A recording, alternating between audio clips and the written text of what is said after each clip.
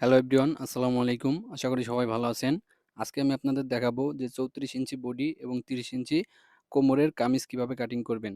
তো প্রথমে আপনারা দেখতেই পারছেন আমি শোল্ডারের মাপটা নিয়ে নিচ্ছি। আপনারা এভাবে 6.5 বা 7 ইঞ্চি ভিতরে এভাবে একটা শোল্ডারের জন্য দাগ দিয়ে নিবেন। তারপরে গলার জন্য 2.5 ইঞ্চি পরিমাণ ভিতরে আরেকটা দাগ দিয়ে নিবেন। তারপরে 7 ইঞ্চি পরিমাণ নিচে বডির জন্য আপনারা একটা দাগ দিয়ে নিবেন। ওই দাগ বরাবর বডির জন্য একটা সোজা একটা দাগ টেনে নিবেন। তো দেখতেই পারছেন আমি লম্বা করে একটা দাগ দিয়ে নিলাম। তারপর আপনারা যে কাজটা করবেন একেবারে শোল্ডার থেকে 18 ইঞ্চি পরিমাণ নিচে একটা দাগ দিবেন হিপের জন্য। এই পর্যন্ত সেলাইটা হবে, তারপরে থ্রি পিসের ফাড়া হবে।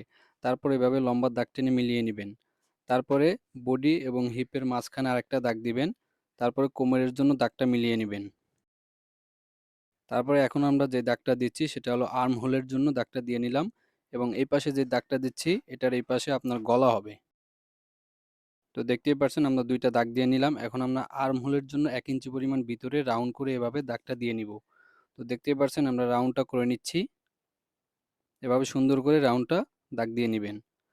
তারপর আপনারা যে কাজটা করবেন বডির জন্য, যেহেতু 34 ইঞ্চি বডি, তাই আমরা মেপে দাগটা দিয়ে নিলাম।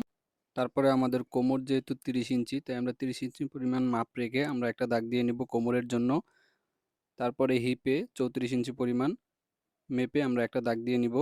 যেহেতু এখানে 4 পাট কাপড়, অবশ্যই মাপটাকে 4 ভাগ করে প্লাস 1 ইঞ্চি বাড়তি কাপড়ের জন্য রেখে তারপরে দাগগুলো আপনি দিবেন।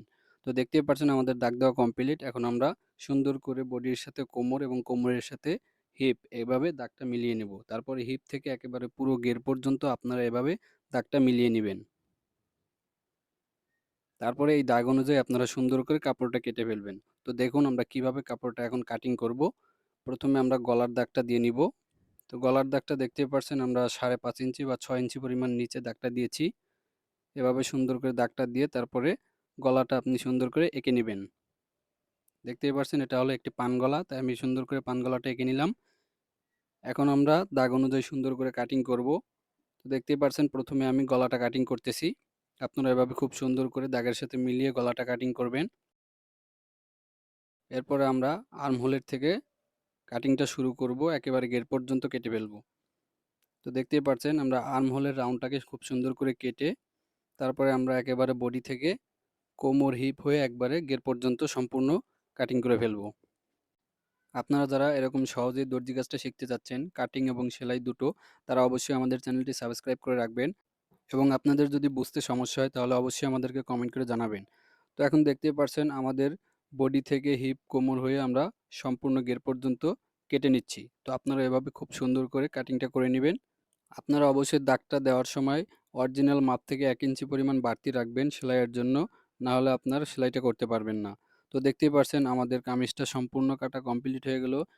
তো আজকে এই পর্যন্তই। সবাই ভালো থাকবেন, সুস্থ থাকবেন। আসসালামু আলাইকুম।